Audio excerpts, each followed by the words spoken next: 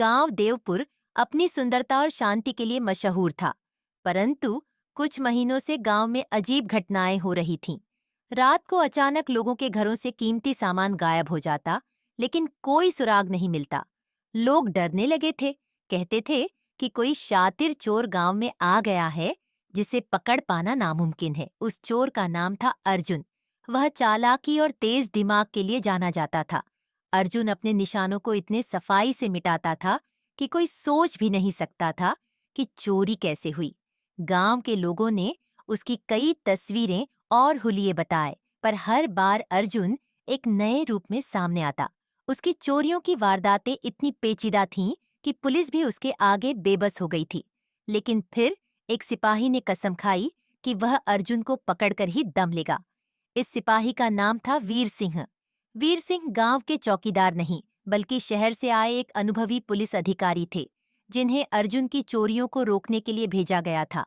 वीर सिंह बहुत धैर्यवान और चतुर था, और उसे अर्जुन जैसी शातिर मानसिकता के अपराधियों को पकड़ने का अच्छा अनुभव था। गांव में पहुंचते ही वीर सिंह ने सबसे पहले अर्जुन की चोरियों का गहराई से अध्ययन किया। हर वारदात में एक पैटर्न था। चोर हमेशा आधी रात के बाद और नए चांद की रात को ही चोरी करता था। उसकी चोरियां गांव के सबसे अमीर लोगों के घरों पर होती थीं, लेकिन किसी को उसके चोरी करने का तरीका समझ नहीं आया। ऐसा लगता था कि चोर हर बार बिना किसी सुराग के गायब हो जाता था। वीर सिंह ने ठान लिया था कि इस बार अर्जुन बच नहीं पाएगा। उसने गांव के सबसे अमीर जमींदार के घर पर एक नकली खजाना रखने की योजना बनाई। यह खजाना गांव के बीचों बीच बनी एक पुरानी हवेली में छिपाया गया, जो अब वीर सिंह और उसके साथियों के लिए जाल बिछाने का अड्डा बन चुकी थी।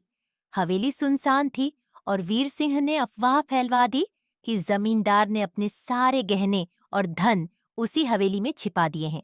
अर्जुन ने खबर सुनी और सोचा, यह एक सुनहरा मौका है। इतने बड़े खजाने के साथ मेरा जीवन बदल जाएगा। वह बिना देर किए अपनी योजना बनाने में जुट गया। जैसे ही नई चांद की रात आई, अर्जुन ने हवेली पर धावा बोल दिया। हवेली के आसपास कोई हलचल नहीं थी, और अर्जुन को लगा कि यह बिल्कुल सुरक्षित है।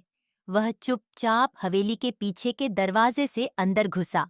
भीतर घुप्प अंधेरा था, लेकिन अर्जुन ने अपने साथ लाया हुआ छोटा सा टॉर्च जलाया और चुपचाप कमरों की तलाशी लेने लगा। एक कमरे में उसे वह संदूक मिला, जिसमें खजाना छिपा था। अर्जुन की आंखों में चमक आ गई। उसने जल्दी से संदूक खोला, लेकिन जैसे ही उसने उसे उठाने की कोशिश की, एक हल्की सी आवाज आई। अर्जुन को कुछ अजीब लगा, लेकिन उसने ध्यान नहीं दिया और संदूक लेकर भागने की कोशिश की। तभी हवेली के दरवाजे जोर से बंद हो गए। अर्जुन ने घबराते हुए चारों ओर देखा, लेकिन बाहर निकलने का कोई रास्ता नहीं दिखा। हवेली के अंदर अचानक अजीब आवाजें गूंजने लगीं।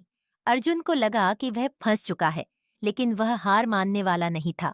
उसने तेजी से एक खिड़की खोलने की कोशिश की, लेकिन तभी वीर सिंह और उसके साथियों ने उसे घेर लिया।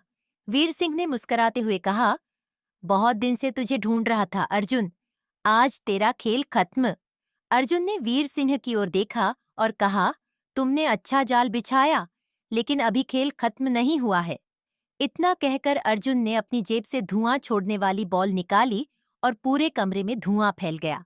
उसने वीर सिंह को चकमा देने की कोशिश की और खिड़की से कूदकर भागने लगा, लेकिन वीर सिंह ने पहले ही उसकी चाल समझ ली थी। उसने अर्जुन का पीछा किया और गांव के बाहर के जंगल तक पहुंच गया। अर्जुन को लगा कि वह अब भी बच सकता है, लेकिन वीर सिंह ने उसके चारों ओर सिपाहियों का जाल बिछा रखा था। अर्जुन आखिरकार पकड़ा गया। गांव लौटने के रास्ते में अर्जुन ने सोचा कि अगर वह वीर सिंह को चकमा नहीं दे सकता, तो उसे उसकी तरफ करने की कोशिश करनी चाहिए। उसने कहा, वीर सिंह, तुम होशियार हो, मैं मानता हूँ, लेकिन अगर तुम मुझे छोड़ दो तो मैं तुम्हें इस इलाके में छुपे हुए असली बड़े अपराधियों का पता दे सकता हूँ।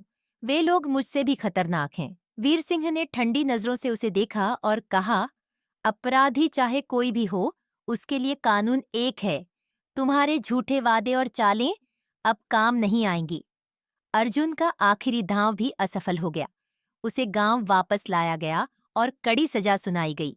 गांव में सभी ने वीर सिंह की बहादुरी की तारीफ की। अर्जुन ने स्वीकार किया कि वह वर्षों से चोरी करता आ रहा था, लेकिन वीर सिंह जैसे होशियार सिपाही से बच पाना उसके बस की बात नहीं थी। अर्जुन को उसके अपराधों के लिए लंबे समय की जेल सजा मिली और गांव में फिर से शांति लौट आई। वीर सिंह ने दिखा दिया कि चाहे चोर कितना भी चालाक क्यों ना हो, कानून और सच्चाई हमेशा विजयी होते हैं। अर्जुन की पकड़ गांव में एक मिसाल बन गई और धीरे धीरे लोग फिर से चैन की नींद सोने लगे।